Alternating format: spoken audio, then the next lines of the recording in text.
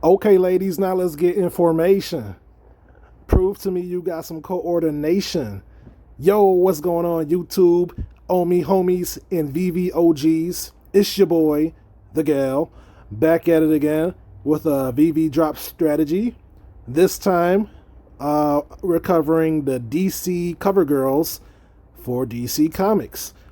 And it's an interesting drop because this time they're all first appearance, and it should be a fun one because this is coming off the back of some big news of Veve and Ecomi migrating to the Ethereum network. So the hype should be back for this drop if it wasn't already. And yeah, in this video, I want to cover. First, I want to briefly go over the artist for these statues or collectibles because they're all designed by the same person. And then I want to cover the Medium article. And then after that, I'm going to give you my personal strategy. And then we're going to bring it on home. So without further ado, let's get into the content. If you've been rocking with the gal, then you already know where we were going next. Wikipedia, the most trusted website in all the interwebs. Let's get into it. Joelle Jones, born February 20th, 1980, is an American comic book artist and writer, best known for her work on Lady Killer, a series published in 2015 through 2017 by Dark Horse Comics, for her cover work on various Marvel series, and for her work writing and illustrating DC Comics series, including Batman and Catwoman. So there you go. Joelle Jones is a native of Boise, Idaho. She attended the Pacific Northwest College of Art, where she studied oil painting. She left school to pursue comic book illustration. She stayed in Portland, Oregon area for several years, where she worked as a freelance artist for Dark Horse Comics and Oni Press. In 2015 and 16, Jones illustrated and sometimes drew covers for several issues of Marvel Comics: Mockingbird, Spider-Woman, Scarlet Witch, and Miss Marvel. Jones participated in DC Talent Development Workshop in early 2016 as a writer. New Talent Showcase 2016 #1, which featured her Harley Quinn story, was published that November. At DC Press Breakfast, held during July 2016, San Diego Comic-Con, DC announced that Jones signed an exclusivity contract with the publisher. Between 2016 and 2017, Jones illustrated the 4-part DC series Supergirl, Being Super, written by Mariko Tamaki.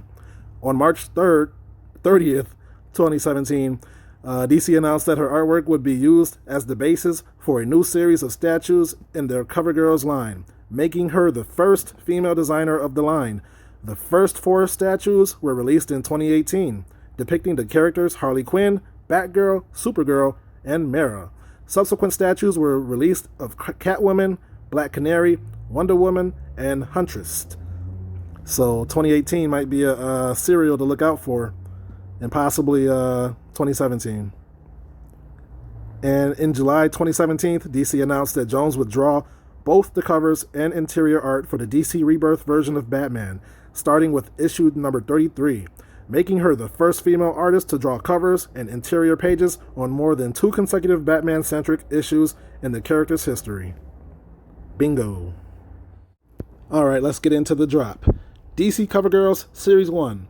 The first appearance of DC CoverGirls drops Thursday, May 27th, 2021 at 8 a.m. PST, only on the Veve, Android, and iOS apps. DC CoverGirls is a long-running line inspired by the powerful women of the DC Universe that features dynamic depictions of the most famous superheroes and supervillains as premium statues, all based on art from the now famous DC Comics. This first series release will also see the first appearance ever of these iconic characters in premium digital format. This series is available globally. First up, we got Batgirl. Inspired by the powerful women of the DC Universe, DC CoverGirls is a long-running line that features dynamic depictions of the most famous superheroes and villains, now available in digital collectible statues. This dynamic version of Batgirl by Joelle Jones captures the energy and expression of this iconic heroine. So we got $40 for this one. This is a common. There's 13,800 editions. And here she is. All right, that's a pretty actiony pose right there. She's got a cell phone taking a selfie, looks like. So that's a pretty cool one, actually, for a common. I know you guys are going to be clawing to get at this one. Selena Kyle, aka Catwoman, by Joelle Jones, lounges on a vault she's ready to crack open with a few flicks of her claws. So this one will be an uncommon for $50. There will be 10,800 editions, and this is first appearance, as you all know. So yeah, this is a nice one. It's got a nice vault there. You got her with her cat goggles there. Okay, it's a pretty good one. All right, so now we got Mara by Joelle Jones. It's crafted in an elegant, commanding pose atop a flowing splash of water, which even the choppiest of seas could not hope to compete with the waves of her trademark red locks. So this one is your rare for $60. There will be 6,800 edition, minus the 40 or so that Veve is going to take. So yeah, this one's quite nice. I like the colors. I like the red hair. I like the contrast of the green water with her red hair. And this does, it's got a little attitude to it. So yeah, we'll go from there. I mean, we'll talk about her in my strategy portion. Dun, da, da, da. And last but not least, you got your Supergirl by Joelle Jones. Comes to DC CoverGirls in her iconic Supergirl Being Super outfit, ready to defend the world in style. Now available as a digital collectible statue. So this is your ultra rare for $90. There will be 3,800 editions and first appearance, of course. So I mean, it's okay. It's cool. I like it. I mean, it's not like wow, I'm not saying she's ugly, but her face, it's not how I would imagine it to be. But I guess this is one kind of style. No offense. This is just my opinions. Please don't take it any kind of way. Maybe it'll grow on me, but we'll talk. Okay, we'll get into it. Okay, so my strategy. As I was saying, I don't mean to call her ugly or nothing. Maybe it's just the angle of which she's looking or something. It just doesn't strike me as wow, but it's the ultra rare, so I'm gonna attempt to get it. I'm gonna go for that first again. I got lucky last time. I think I might get it this time too. I'm feeling kind of lucky. I got a strategy. Pretty much hit the button as fast as you can. But I actually prefer Mara in terms of looks over the ultra rare. So she will be the second statue that I attempt to get. As usual, it's usually ultra rare and then rare, right? So that's what I'm going for. I like the Catwoman as well, and I actually like the Batgirl too. And there's a lot of additions for these commons again, but there's less than last time. Last time the common was 16,800 for the Who Laughs. Last time I was thinking that I was gonna wait to get the common in the secondary market if the edition size was high. But I might just attempt to get the commons during the drop, simply because it's first appearance and I don't know what's going to happen with that.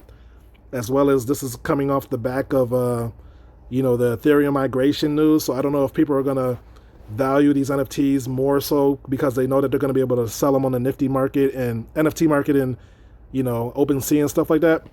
So yeah, I'm definitely going to attempt to get the rare and the ultra rare first. A part of me wants to try to get a low mint common and just go for the common first, because I know less people will go for those. Try to get a sub 100 or a sub 200 common, but I don't know. I think I'm just gonna go for the ultra rare because I don't want to pay a premium in the secondary market. So I'm gonna see if I can get her first, then quickly scoop a Mara. I don't care if the mint is high. I just want one, and then we'll just settle for whatever mint of the commons that I can get. So I believe that is my strategy, and I'll possibly look for a 2017 or 2018 mint due to the history of the artist. I mean, that'll be just a random, you have to be lucky to get that. You can't really time it. So with that being said, that is my strategy.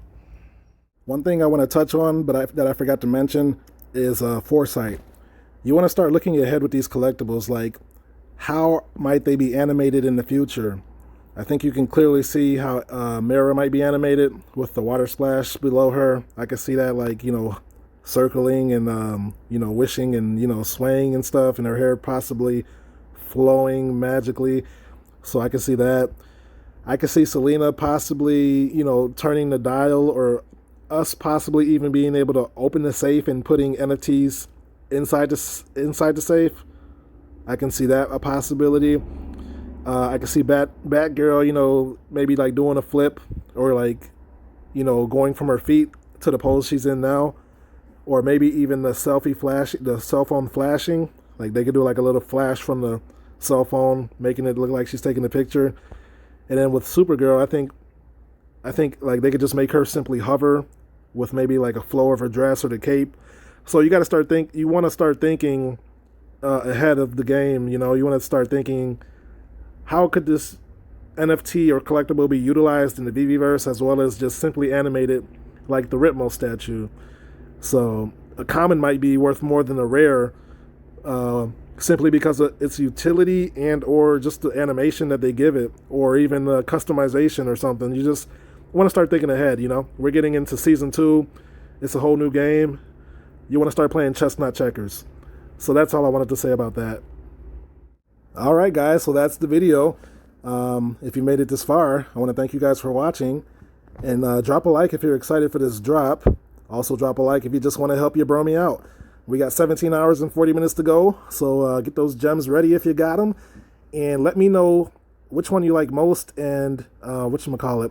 Are you going to go for a rare, or are you going to try to go for a low mint common, or you don't care about the mint, or just let me know what you're going to do tomorrow, or if you're not even going to participate, whatchamacallit.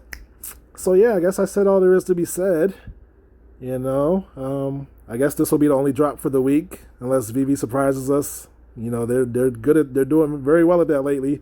So I'm just very bullish on the project, even more so than I've already been. So with that being said, thanks again for watching. I'm not a financial advisor. I'm just a very excited nerd who is looking forward to the future of NFTs, especially when it comes to Veve and Ecomi. And yes, so I will see you guys in 2 videos from now. Peace out and hodl, guys. Later.